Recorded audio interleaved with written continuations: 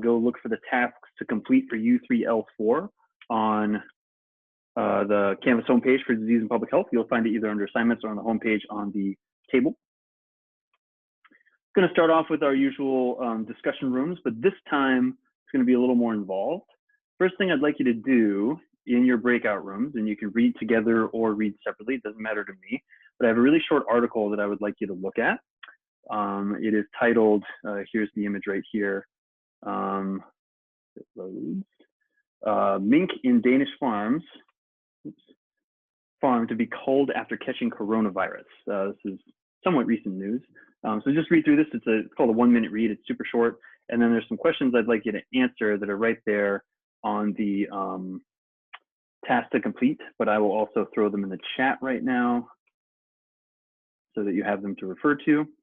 And then we'll come back together to kind of review some of these. So there they are in the chat. I'll time this for a little bit longer, maybe about 4 minutes or so, just to give you time to get through the article and actually discuss some of these questions. And we'll come back together to review. Okay, here we go. All right, breakout rooms are open. Go for it.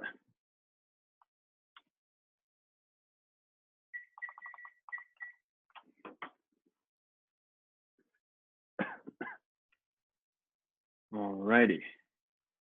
Getting everybody back here.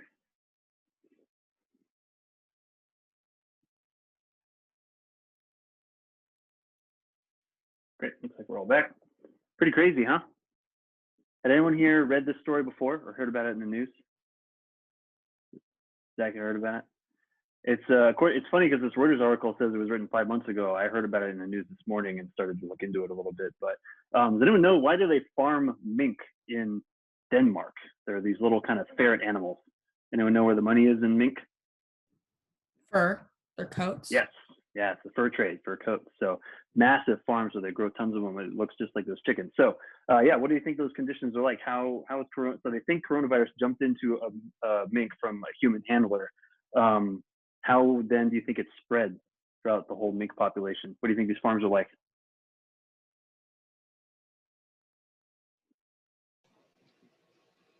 Well, I mean, they're pretty like packed close together, and they're all like eating and drinking together, so. Yep.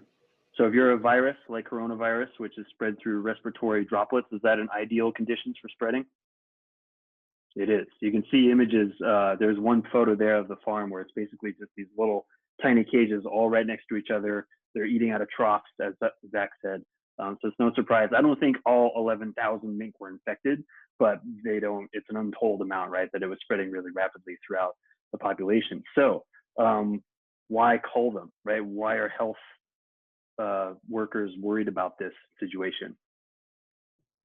They don't want to risk like the potential of infected pelts being sold and like distributed to the population. Yeah, so it's going to spread, right? That's not a good thing.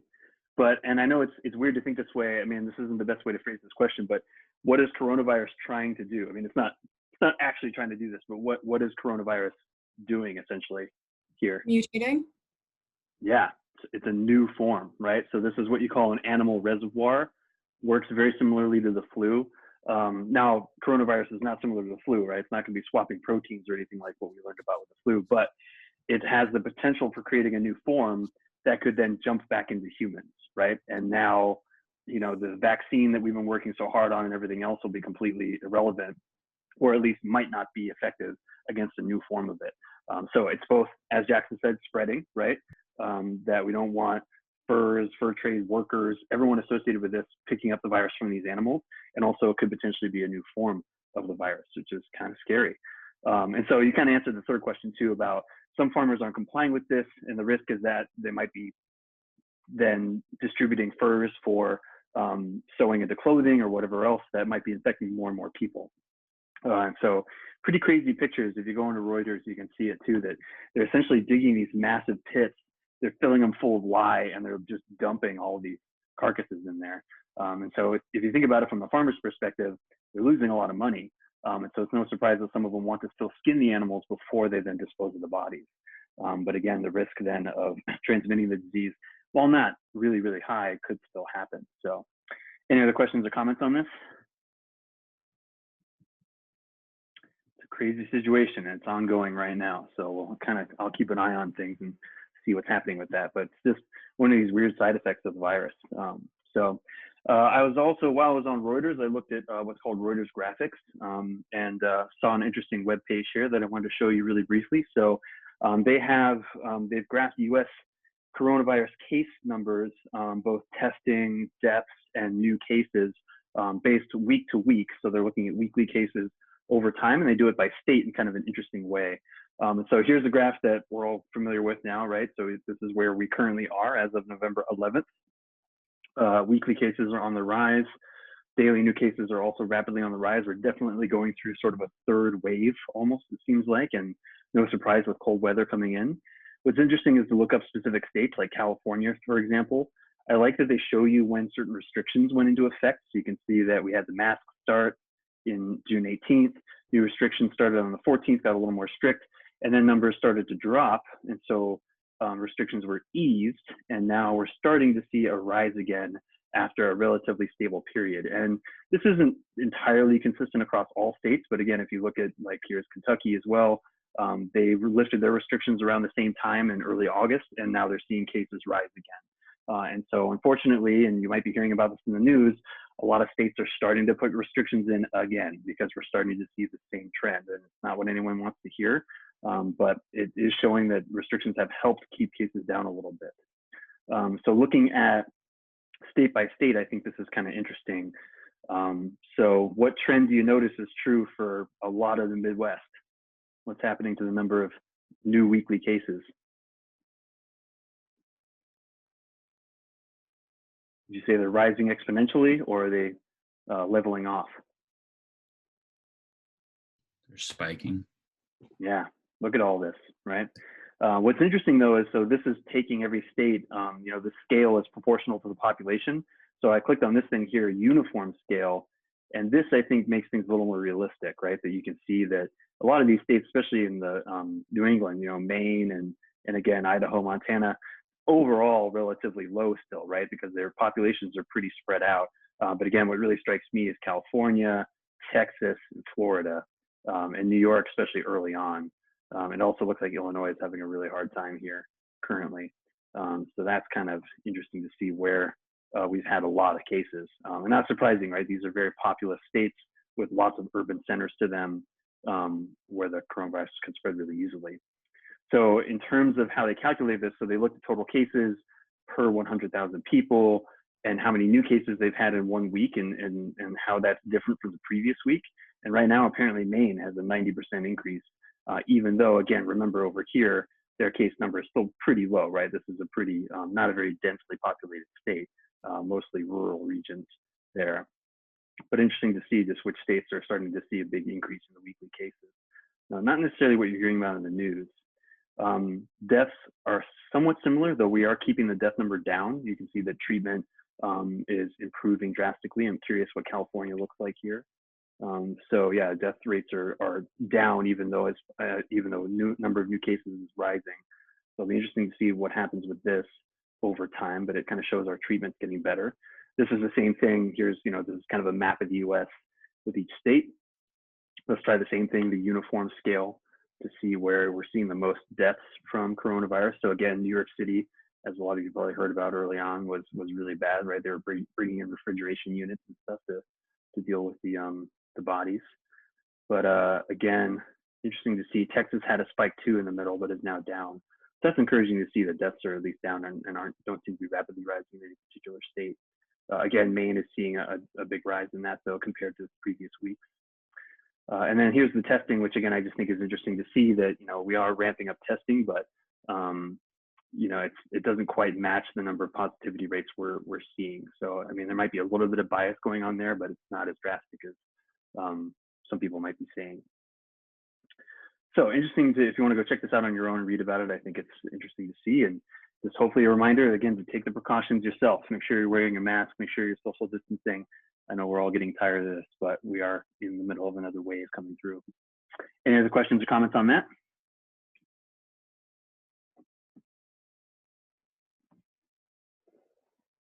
I'll try to have a little update at the beginning of each lesson, just coronavirus in the news or something like that. So, all right, next task then to look at was homework. Looks like everyone got through the ed puzzle really well. We did most of that actually in class previously.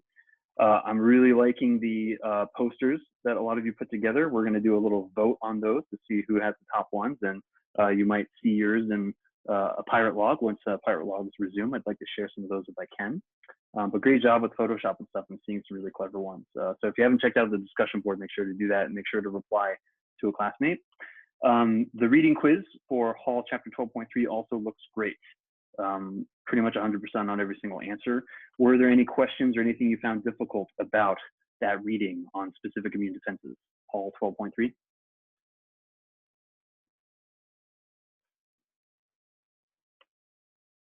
All righty. Okay, then the next task is to do a quick little vote on the posters. So I was checking this right up until a half hour before class. So if your poster didn't make it on, I apologize. But there's a Google form. This is on task to complete. We're now on step number 3, poster vote. There's a little Google form I made where you can see all the posters that were on the discussion board as of half an hour ago and vote on your top 3. So I'll time for 5 minutes to let you do that. And then we'll see which ones seem to be the best. Go for it. Let me know if you're not sure where to look for the form. And yeah, if you could use your actual name or something close to it so we know who everybody is, that would be good.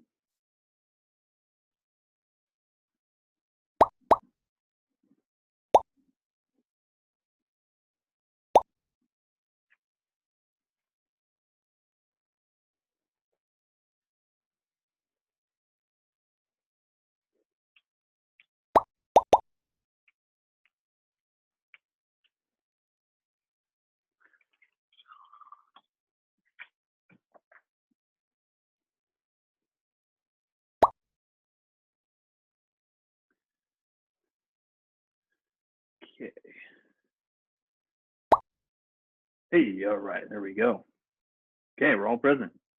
Let's start.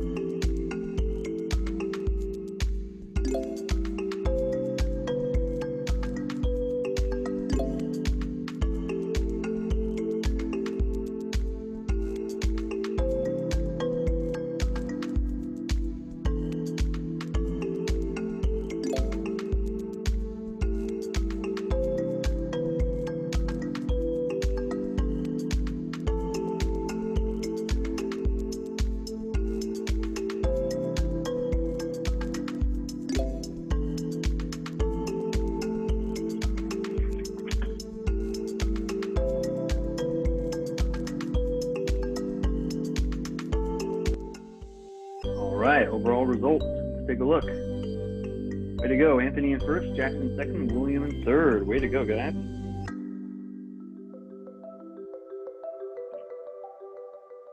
Nice. Little parade going by there too. Interesting to see all the analyses. You guys are 85% accurate overall, which is great. That's higher than the normal average for this quiz. I took a quiz that existed and edited it a bit. Looks like questions that were the hardest were questions 3 and 7. Now let's see if I can highlight those. So question 3 was T cells are made in these. So this is a tricky one because your brain automatically goes to thymus, right? We talked about how T cells come from the thymus, but remember that it's actually, they're all lymphocytes, all blood cells are made in the bone marrow. T cells migrate to the thymus for the maturation and the selection process. So it's kind of a trick question there. And then question 7, what do B cells produce? So again, think of B cells as your antibody producers, right? So the correct answer there was antibodies. They make plasma cells, which are kind of like those initial soldier cells who really crank out the antibodies. T cells function somewhat similarly, but they're making those cytotoxic T cells, which are still using antibodies, but they're on the surface of the cell. T cells are kind of more of a search and destroy kind of situation. B cells are the ones that are just releasing tons and tons of these antibody proteins to go label stuff. So any other questions or anything you found confusing on that? All right, good job. You guys did a lot better than I thought. So that went well. Okay, so we've learned about specific immunity, non-specific immunity. So bear with me. The last thing we're going to do now is touch on disorders and autoimmune diseases and things like that. Rather than throwing an ed puzzle at you this time, I figured we'd do what we did 2 lessons ago, where I'm going to present the slides and then we'll pause to do poll questions. We'll do 3 poll questions kind of based on what I'm throwing at you. So let me share my screen to my iPad here really quickly and we'll get going.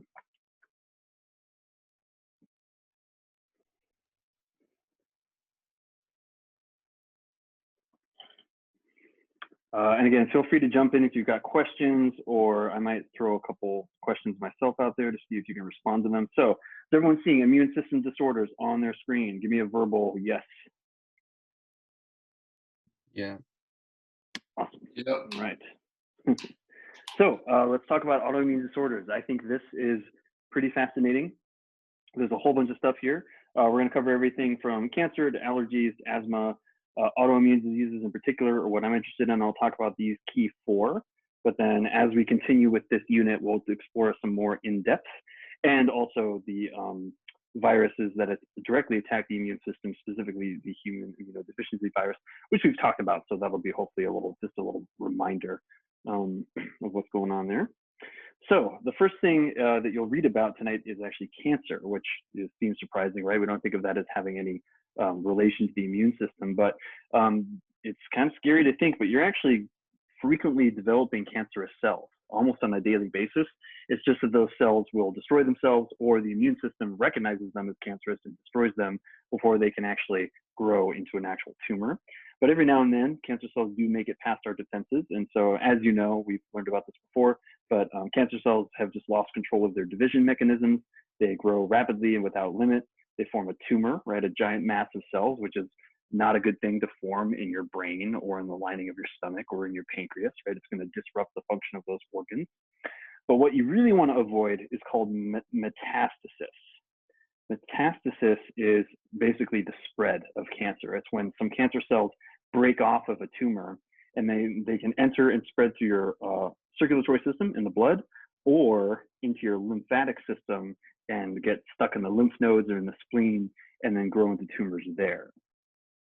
So one way that this is often treated is if an oncologist, who are doctors that help treat cancer, if they find cancer in a certain part of the body, like for example, breast cancer, they'll either biopsy, so they'll take a tissue sample, or they'll actually remove nearby lymph nodes because they want to make sure that the cancer cells have not gone through this metastasis and spread into the lymphatic system, and therefore it would show up in nearby lymph nodes. So they can actually remove the lymph nodes, and this usually doesn't have a consequence. It does put you at higher risk of what's called lymphedema, which is exactly what it sounds like, right? Anytime you hear that word edema, think fluid and swelling, because remember, a key function of the lymphatic system is to collect that fluid that leaks from our blood and drain it back into our circulatory system. And so if your lymph nodes have been removed, that process gets interrupted. And so lymphedema is usually just swelling of tissue in certain areas.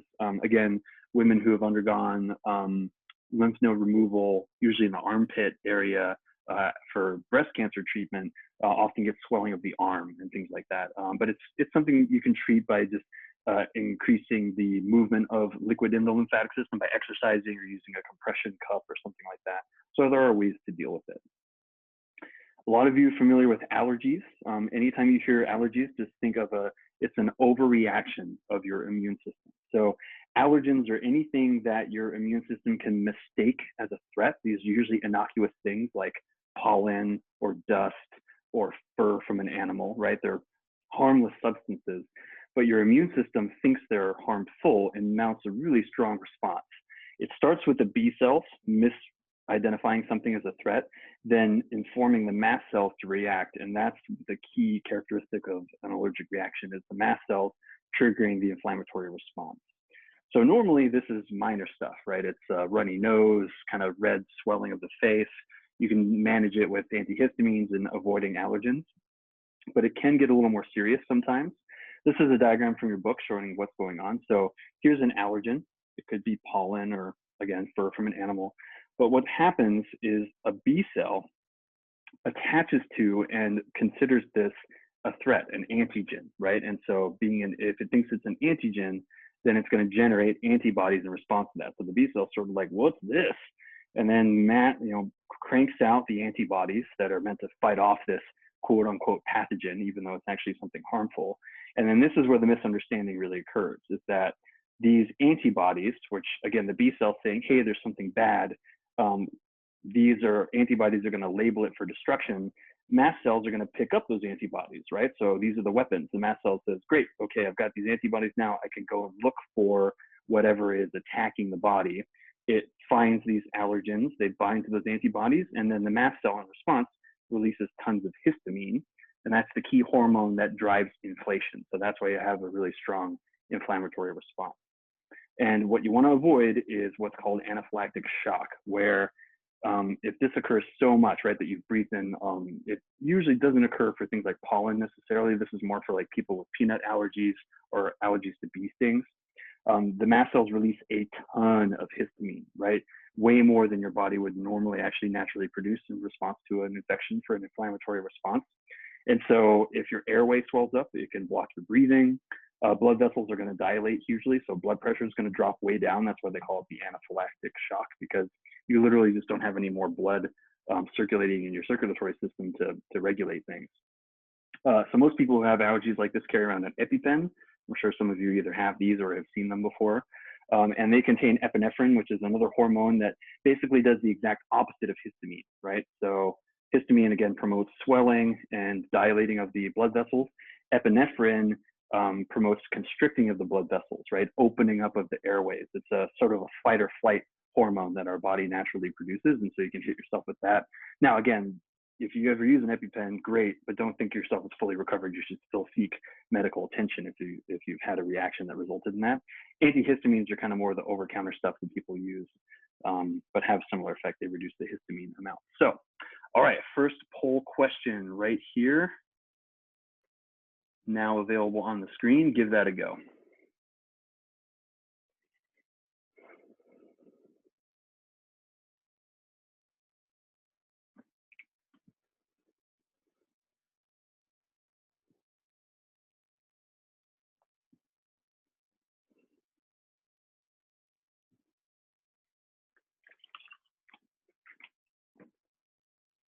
All right, 14 responses in, looking good. Share the results. So again, 2 people with epinephrine, and again, I put that in there to throw you off. Remember, epinephrine is used often to treat or counteract inflammatory responses. So epinephrine actually has the opposite effect. It is indeed histamine, right? Anytime you hear histamine, that's a hormone that is released by your mast cells, which are usually in your skin and in the surfaces of your airways and things like that. That's what's going to trigger the inflammatory response. Great. Okay, any questions so far? Or comments? All right, let's talk about asthma. Asthma, actually, it's not widely known the exact causes. I tend to sort of think of it as just a specialized allergic reaction that occurs in the airway in particular, but is characterized again by swelling of the air passages, making breathing difficult. You have a characteristic wheezing sound, right, of struggling to get air through both in and out of the lungs. And again, it's usually contradicted with different inhalers, which again can contain not necessarily epinephrine, but I think they contain chemicals that are somewhat similar to that help relax those airways and reduce the swelling so that the movement of air out and in is much more efficient. And this is one of these interesting conditions, asthma, that is becoming more and more widespread. They're identifying more and more cases of it in our population. And again, they're not entirely sure why. They think it's exposure to a lot of pollutants and things like that early on. There's been interesting studies about school buses in particular, and young children waiting around school buses and sitting inside school buses while they're on and breathing in those fumes. That often then triggers the development of asthma in those young people that then continues with them later in life. Okay, autoimmune disorders. I think of these as autoimmune diseases, but auto, anyone know what auto means? I want to take a guess. Self. Yes, so autoimmune means your immune system attacks yourself. And so we talked about that screening process, right? So T cells mature in the thymus, B cells mature in the bone marrow. And part of that maturation process is they're screened, right? They're exposed to self-antigens. Like here is the name tag for cells that belong in this body. And any cells that attack that are destroyed, right? So you usually have a screening process that eliminates these, but for whatever reason, some cells get past that screening, or they, for whatever reason, later on develop a tendency to attack self-antigens. One thing they are now finding, and we discussed this a little bit with diabetes, is they think there are certain pathogens, viruses that get into our bodies that have antigens that look very similar to the name tags on other cells. And so when you mount an immune response, you kill off that pathogen, but then unfortunately, there's sort of the innocent bystander, right, that had a similar looking antigen on its surface, similar looking name tag, and so your immune system destroys those too. We talked about that with type 1 diabetes, right? So they think that's one of the things causing that. But in type 1 diabetes, immune cells attack the beta cells in the pancreas, which are the key cells for producing insulin. And so once those are destroyed, the pancreas can't produce insulin anymore. People with this condition have trouble managing their blood sugar levels, and so they have to inject themselves with insulin to replace it. But again, we have pretty fancy computerized mechanisms now that can do a lot of that. So it's pretty cool, a lot of the treatments that have come through with that. But again, I haven't heard of any definitive evidence of this yet, but they do suspect that there are some kind of disease or virus that often young children are getting that has a very similar antigen to these beta cells in the pancreas. And so once their immune system fights off this pathogen, but in the process also destroys the pancreatic beta cells, again, it's sort of the innocent bystander.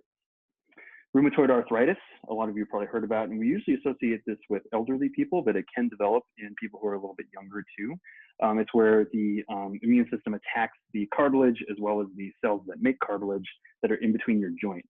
And the reason this is a problem is because cartilage is normally the padding, like the soft bone between your hard bones.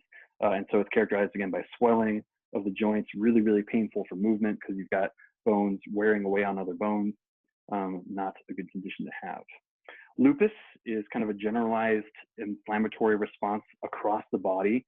For whatever reason, the immune cells just begin to attack organs and tissues. This is kind of a joke in the medical community, right? If you can't figure out what's wrong with somebody, then they'll try to identify it as lupus because it presents in so many different ways. And then there's multiple sclerosis, which is also referred to as MS for short. This is when your immune cells attack your neurons, which are the cells in your nervous systems. In particular, they destroy what are called the myelin sheaths, which are essentially these sort of fatty cells that are covering the long axons of your neurons. It's kind of like the wires in your nervous system.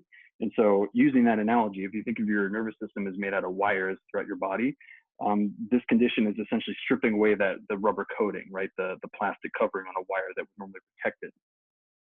So this happening in your neurons means that signals aren't sent as efficiently. Signals can accidentally jump from one neuron to the next, and the neuron's much more prone to damage. So can I get a yes for, is anyone here taking Brains and Behavior with Dr. Griffiths or Mr. Zerny? Yeah, I am. Bella, you are? Have you learned about myelin sheaths and all that stuff? I'm taking it next. Oh, okay. You'll be taking it next. Cool. All right. But no one's taking it currently, I guess? I am. Okay. Have you learned about myelin sheaths and that kind of stuff? Yeah, I think we briefly went over it, but I think we're just gonna go more in depth maybe a little later. Yeah, it sounds like you started with the brain, right? Things like that, I would assume. Anyway, yes, well, that's an immune attack on that. Again, what's weird too about MS, I should say, is because it comes in various forms. It can be really severe sometimes, but it can also be what's called relapsing remitting, where people have the condition and it kind of flares up, but then goes away again and then flares up again. And it tends to get worse and worse every single time. It's very hard to manage. But again, it's just one of these things that for some reason your immune system suddenly gets angry and attacks the neurons, but then calms down again. It's really difficult to treat. So if all this stuff can go wrong, how can we somehow take advantage of this, right, in the body? And so your chapter has an interesting sort of little side note about what are called antibody-based drugs, where we can actually take control of the antibody manufacturing that your B cells do and maybe try to mass produce antibodies to fight certain pathogens. So that's the idea, right? It's in a lab, you would get B cells and have them somehow crank out a lot of antibodies for a certain condition. They actually do this by taking B cells in a petri dish or something like that and binding them with a form of cancer cell, which, remember, those are undergoing uncontrolled division, that are going to be able to mass produce these proteins, right? So creating whatever antibody that they can have that they triggered that B cell to create. There actually are some drugs on the market that use this, and ironically, they're used to treat cancer. Infliximab is used to treat arthritis and help manage that. Trastuzumab is used for breast cancer treatment. And you can see here that MAB word. So anytime you hear MAB, it stands for monoclonal antibody. It just means that it was a antibody treatment that was made again in a laboratory from a B cell and then injected or ingested to help treat it. So they're making a lot of cool advancements with that. I honestly don't know much more about what's going on there, but pretty cool. Okay, next poll question. Here we go. This is number 2 of 3. Should be available on the screen now.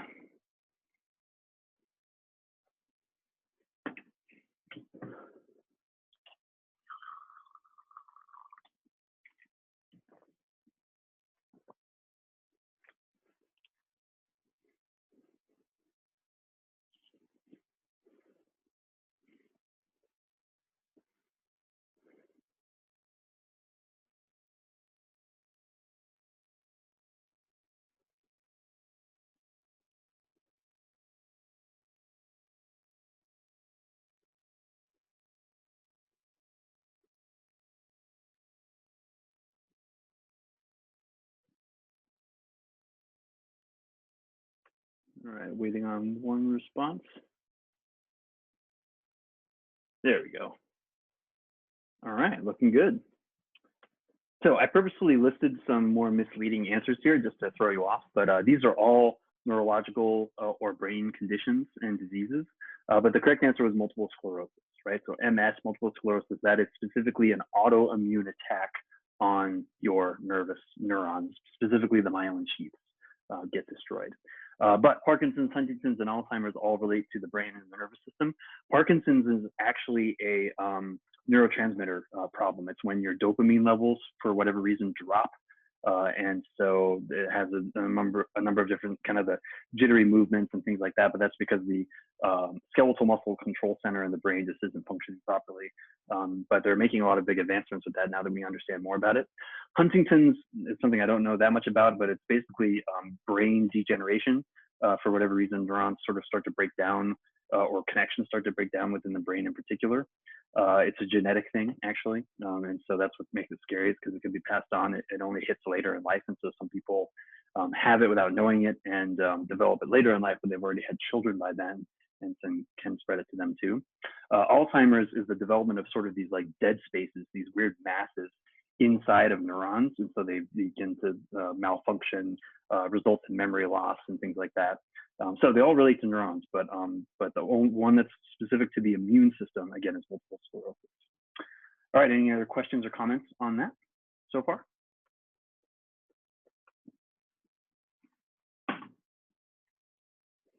All right, bear with me, kids. We're almost through. Here we go. All right, last thing to talk about is human immunodeficiency virus, or HIV. It's a direct attack on your immune cells. We learned about this a couple weeks ago, but this is a little refresher. HIV is deadly for two specific reasons. It's very good at hiding from your own defenses, and I'll get into details about that in a second. But it essentially tricks your immune system, right? Your immune system, it infects you, your immune system responds, and your immune system sort of thinks that it's destroyed it and moves on, even though the HIV virus is actually still hanging out and is slowly but surely sort of killing off your immune system soldiers until there are no helper T cells left. And then basically without those, you can't activate your immune responses. So these are actually some older slides that I used before, but remember that this virus directly attacks what are called the CD4 plus T helper cells, which are kind of like the activators in your immune response, right? We learned about both in humoral and cell-mediated immunity, B cells and T cells. They basically need permission from helper T cells to begin or to mount an immune response. And if there aren't any helper T cells around, even if a B cell or T cell finds a pathogen and says, hey, we got to fight this, they can't get through that sort of first initiation step to then build their armies and to go out and attack the pathogen. Once your helper T cell levels have dropped below a certain level, you have developed what's called acquired immunodeficiency syndrome, or AIDS.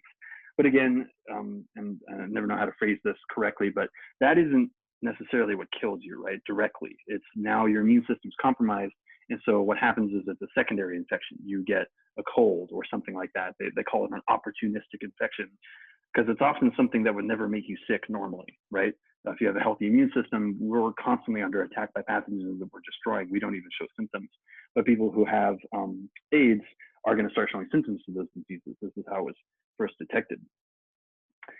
So epidemiology, we learned about how it's parenteral transmission. That's just blood to blood. So sharing needles, sexual contact, blood transfusion with infected blood, mother to fetus. But again, there's a sort of a percent chance there that it can happen. And it happens in 3 stages. And again, I think this is kind of interesting and scary all at the same time. But again, you have your initial infection, usually within 1 month, and you'll actually show symptoms. It's fever and runny nose and things like that. So it often gets mistaken for some kind of respiratory disease. But then your immune system quells it. And this is kind of the point where your immune system thinks, great, we won, virus has been destroyed, but unknown to your immune system, it's still present in your lymph nodes and things like that. And it kind of slowly but surely destroys your CD4 plus T helper cells and spreads amongst them. And that can take up to 8 years, right? What's called clinical latency. And then once you've dropped below 200 helper T cells per cubic millimeter of blood, that's sort of the defining mark. That is AIDS. And most people who develop that within 2 years often die from some kind of secondary or opportunistic infection. However, there are ways of managing it now. So your textbook actually has a really good diagram showing how this all happens. And I won't go over every single step here, but here you can see the HIV virus infecting and attacking the CD4 plus T helper cells or lymphocytes. It makes its way to your lymph nodes, into your spleen. And again, that's not good because that's where your lymphocytes are being made. That's where lymphocytes are often mounting their attacks against whatever pathogen might be present. But again, what I find really interesting is that the virus multiplies and spreads really, really rapidly. But then your immune system totally mounts a specific immune response, right? B cells and T cells go into action and they quell it. And so this is that kind of 1 month period where you'll initially show symptoms, you'll have a fever, something like that, but then it all goes away. Your immune system thinks, great, we won that battle, and goes on protecting you. But unknown to itself, there are still a couple HIV viruses that then begin to slowly spread and wipe out the CD4 plus T helper cells. The immune system just cannot keep up with that. It can't mount that kind of powerful secondary response like it normally would. And eventually, again, CD4 plus T helper cells population falls drastically, and you then have acquired immunodeficiency syndrome, or AIDS. And it just takes years for that to happen. So again, we talked about this a little bit, but it's important to get tested to avoid parenteral transmissions, right? You don't want to unknowingly give it to somebody else. Testing is widely available. It's free for any age. Results are kept private. A lot of states do everything they can to promote people getting tested. Testing donor blood to make sure that's not accidentally given to people. That was a problem before. I think we have much better systems for that now. There are a couple of vaccines. We talked about PrEP, this pre-exposure prophylaxis, which has had promising results. and a couple medications, again, that can either slow the spread of HIV in your body if you have it, or can prevent those secondary infections. So even though you're immunocompromised, you can use other medications to help mimic what your immune system would normally do. All right, last poll question here. Should be on the screen now. Give that a go. True or false question.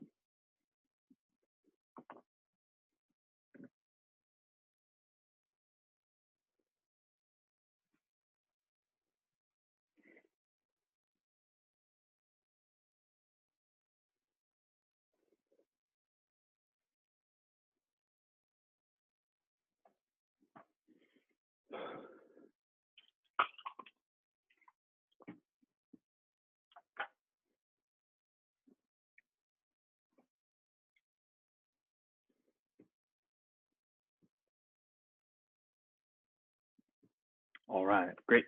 14 responses showing on the screen now. Good, almost all of you went with true, which again, it is weird to think, right? Because you hear a lot about HIV and how you can't get rid of it when you have it, and it's going to lead to death eventually. But I think it's really, really fascinating that this virus appears to have almost this little adaptation where it goes on this attack, it gets virtually wiped out, but sort of lingers in the background and begins to spread and kill off very slowly. Again, like up to 8 years it can take to do this. And that's what it avoids, that sort of much more powerful secondary response that your immune system is capable of, and instead cripples your immune system by wiping out these T helper cells. Anyway, it's interesting to see how it does that. And I think it's pretty unique, even compared to something similar like hepatitis B. All righty, stop sharing that, close that down. That was it. So you'll be reading a chapter in Hall, the last chapter on the immune system, all about that as well as review. So any questions or comments on that and what we covered? All right, well, thanks for sitting through that. Sorry to torture you through slides, but it's just a good way to present the information. Homework is to read that last section of Hall, chapter 12.4. Usual deal, submit a photo of one page of your notes, and there's a little reading reflection for you to complete. I honestly have not populated it with questions yet. I'll do that in the next half hour or so, and then the quiz should be ready to go. All right, that is all I have to you guys. So I'll hang out here if anyone has questions, want to check in on anything, but otherwise we're a little bit early. Thank you very much. Have a good day. Bye. Thank Thank you. Thank you. Bye. Thank you.